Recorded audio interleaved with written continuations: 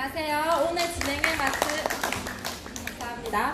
오늘 진행을 맡은 착한 북스의 노서연입니다. 반갑습니다. 저희 착한 북스는 세상 곳곳에 숨어있는 따뜻하고 즐거운 이야기를 맞아 책으로 전하고 있는데요. 오늘은 박정욱 교수님의 책 비수술 치료 재활의학이 답하다와 함께 인사드리려고 합니다. 그럼 저자이신 박정욱 교수님을 모시겠습니다. 여러분 큰 박수로 맞이해주세요. 안녕하세요 교수님. 네, 반갑습니다 여러분. 책에 대한 간단한 소개와 인사 말씀 부탁드립니다. 저희 비수술 치료 재활의학이 답하다는 기존의 이제 수술과 약물 치료만 제시되는 의학 사이의 그런 갭을 메우는 그런 의학에 대해서 좀 소개하려고 합니다.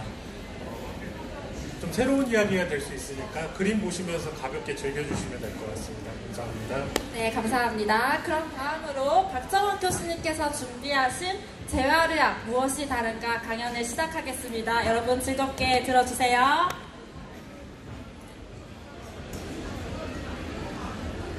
네, 저는 이제 재활학과 교수로 지내다가 지금 개업을 해서 제 나름의 클리닉을 운영하고 있는 박정욱입니다. 오늘 오신 여러분들이 몇 가지 질문도 있고 해서 제가 일반인들이 아니라 의사들 상대로 하는 강의가 아니기 때문에 굉장히 일반인들도 들었을 때 편하고 쉽게 이해할 수 있게끔 그림이 전부입니다. 글자가 별로 없어요. 그러니까 마음의 부담을 그냥 내려놓으셔도 됩니다. 여기 뭐 재활의학 강의하러 온 게 아니라 그냥 그림 보러 오셨다고 생각하셔도 될 것 같습니다.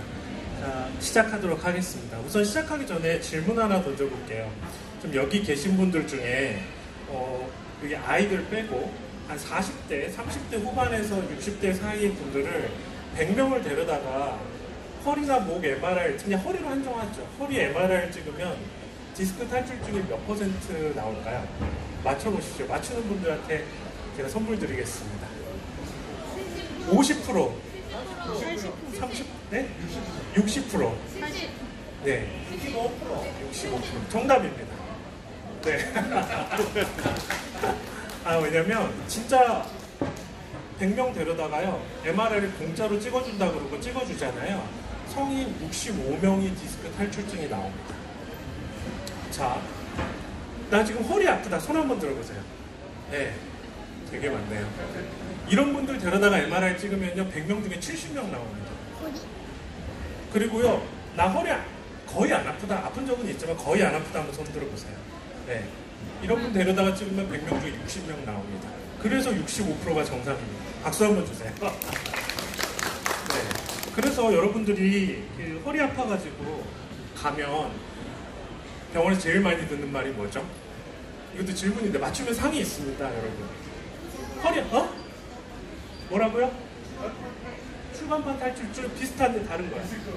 디스크. 아니요, 의사가 하는 말입니다. 뭐 진단을 말하는 게 아니고요. 물리치료 받아라. 네, 비슷합니다. 또 제가 원하는 단위 검사입니다. 검사. 힌트. MRI. 검사를 하자고 하죠. 허리가 아파서 병원에 가면 MRI. 네, 정답입니다. 이따가 선물 꼭 받아가세요. MRI 찍으면 아까 제가 말씀드렸잖아요.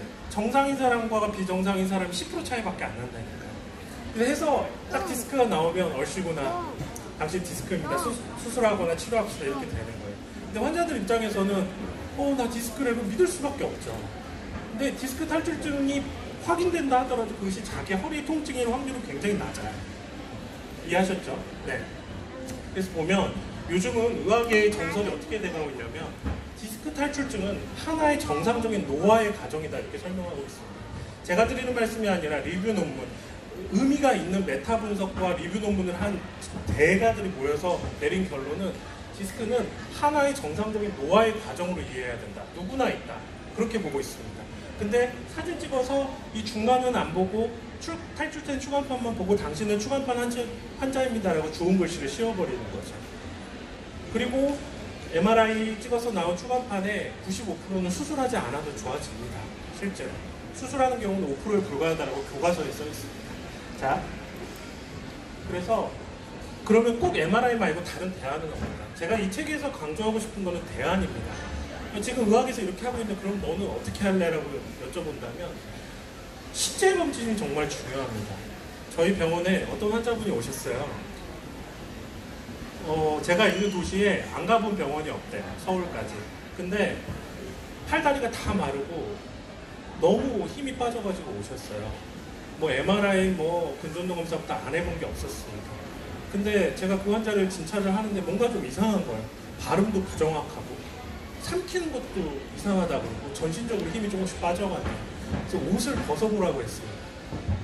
그리고 팔을 들어보라고 했더니 등까지 전부 다 팔까지 말라 있었어요. 그 환자가 저한테 온 이유가 다른 병원에 갔더니 여러 병원에서 목하고 목 디스크하고 어깨 수술을 해야지만 나으니까 그거를 결정하라고 했답니다. 근데 제가 쫙 봤더니요, 견갑골이 다 빠지고요. 제가 봤더니 결론부터 말씀드릴게요.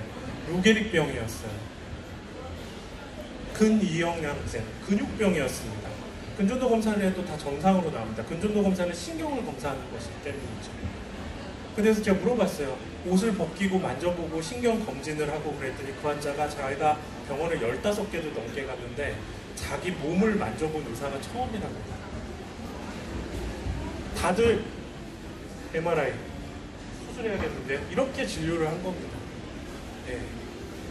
그 의사가 루게릭병을 알고 모르고를 저는 탓하고 싶은 게 아니라 그 의사를 한 번도 만져보지 않고 진료하는 이런 진료 방식에 대해서 저는 과감히 아니라고 선언하고 싶은 겁니다. 자, 신체 검진이 저는 MRI보다 더 중요하다고 생각합니다. 환자를 만져봐야 됩니다. 그리고 엑스레이와 근전도 검사에 다 보험됩니다. MRI보다 굉장히 많은 정보를 얻을 수가 있습니다. MRI는 목에 한정된, 허리에 한정된 정보를 본다면 근전도는 손끝까지 모든 신경을 볼 수가 있습니다. 자, 척추 디스크가 생겨서 병원에 가면 수술합시다. 혹은 신경 차단술 이 두 가지만 제시합니다. 신경 차단술을 해서 증상이 좋아지면 다행이죠. 근데 그 뒤에가 없어요. 그냥 가서 걸으세요, 수영하세요, 그리고 아프면 오세요. 근데 정말 이 척추 수술과 이 신경 차단술 사이의 가운데는 아무것도 없는 걸까요? 네, 그렇지 않거든요. 이 안에 수많은 운동치료, 제대로 된 물리치료, 그 다음에 수술이 아닌 척추를 튼튼하게 하는 방법들이 존재하죠. 자, 이거는 제가 책에 직접 다 그린 그림들입니다. 여러분이 보시고 있는 그림은 어설프지만 제가 그렸습니다. 저는 중요시하는 게 축구인데요. 축구 보면 이게 수비하는 그림이에요. 수술하고 신경차단술하고 하는 건 디스크의 경우에 이거는 공격으로 볼 수 있죠. 근데 우리나라 사람들 성격이 급해서 공격은 열심히 합니다. 근데 우리나라 축구의 고질적인 문제가 뭐죠? 한두 골 넣고 골을 3골 쉽게 먹고 집니다. 아니면 1대0으로 이기고 있다가 어이없이 골 먹고 비기기. 예. 특히 우리나라 남자분들. 예. 공격은 열심히 해요. 좋아지면 병원 안 옵니다. 계속 같은 일을 반복해서 겪는 거예요. 그래서 여러분한테 강조하고 싶은 건 우리 수비를 해야 되는데 의학의 수비적인 역할이 뭐가 있을까 고민해보면 바로 이 운동이죠. 척추의 한정에서 이야기해보면 허리를 강화하기 위해서 필요한 것은 두 가지가 있습니다. 이거 오늘 여기서 이것만 얻어가셔도 여러분이 이 자리에 온 큰 소득이 있으실 건데요. 하나는 근육이라는 건 3개의 층으로 이루어져 있어요. 여기 보면 검은 옷 입은 남자분 이렇게 체격이 좋잖아요. 저분이 허리가 튼튼할지는 해부해 봐야지 합니다. 네. 그러니까 우리 헬스장 가서 막 열심히 운동하죠. 그럼 바깥쪽 근육만 발달해요. 바깥쪽 근육은요, 제가 열심히 운동하면 금방 올라옵니다. 근데 안 하고 3일만 있으면 쑥 들어가 버려요. 그쵸? 제 말이 맞죠? 이건 바깥쪽 근육이고요. 힘은 세요. 우리 의자 들고 10분간 서 있을 수 있는 분 어렵습니다. 그런데 속근육, 텔레비전에 코어 근육이라는 거 있습니다. 이런 코어 근육은 만들기도 어렵고 한 번 생기면 잘 없어지지도 않습니다. 운동이 달라요. 어떤 운동을 해야 되냐? 이런 운동 해야 돼. 남자들이 제일 싫어하는 운동, 뭐 기압받는 운동. 특수 운동이고 자세도 잘 잡아야 되고 호흡도 잘해야 되고요. 엄청 어렵습니다. 근데 저런 운동을 하면 잘 안 없어져요. 그리고 근육은 그래 운동에서 만든다 칩시다. 근데 아까 말씀드렸듯이 여기 있는 인대는요, 노력한다고 강해지질 않아요. 그래서 인대는 조여줘야 됩니다. 인대는 내가 노력한다고 강해지지 않아요. 그건 의사의 도움을 얻어야 돼요. 그것이 여러분은 혹시 아실지 모르겠지만 프롤로 주사, 인대 증식지수 이런 게 있습니다. 그래서 제가 하는 치료의 핵심은 여기에요. 그냥 신경차단술하고 안녕히 가세요가 아니고 치료사 붙여가지고 운동시킵니다. 그리고 매주 규칙적으로 저하고 포도당 주사, 프롤로 주사, 포도당 몸에 해롭지 않습니다. 1000번 맞아도 괜찮습니다. 그렇게 치료하는 것이죠. 네. 그렇게 하면 다들 웃고 나갑니다. 네. 그게 핵심이죠. 그러면 그 사람이 수술 받고 그냥 멍하니 있거나 아니면 신경차단술 받고 좋아졌으니까 그냥 생활에 복귀하면 반드시 100% 다시 합니다. 그래서 저는 아까 보여드렸듯이 수비를 강조하는 거죠. 저는 수비를 많이 하는 의사라고 보시면 됩니다. 그것이 재활학과 의사가 다른 거하고 다른 점입니다. 네. 자, 이제 제가 전반전은 끝난 것 같습니다. 네. 내용이 좀 어렵거나 힘들진 않으세요? 괜찮으세요? 네. 두 번째 컨셉입니다. 이 책의 두 번째 컨셉인데 하나는 이 자동차 경주 보이시죠?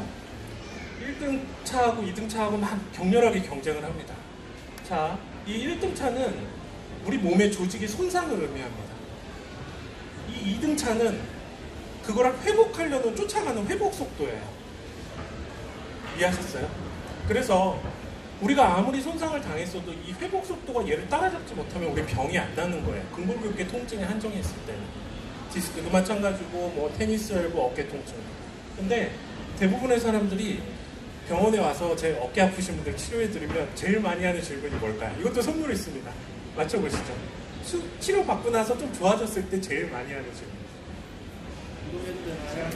재활치료. 또. 그렇죠. 언제 골프 칠 수 있어요? 맞죠? 그런 말씀 많이 하시죠. 자, 이제 이 친구가 너무 앞서가가지고 1등이 앞서가갖고 2등이 제가 막 주사 넣고 막 재활치료 해가지고 다 따라잡았어요. 이제 역전하기 직전인데 그냥 보내주는 겁니다. 1등 차는. 제 말씀 이해 가시죠? 그러면 저는 뒤에서 전라도 말로 미치고 환장해 보겠네. 그렇죠? 네. 아니 왜냐면 이제 겨우 따라잡았는데. 네.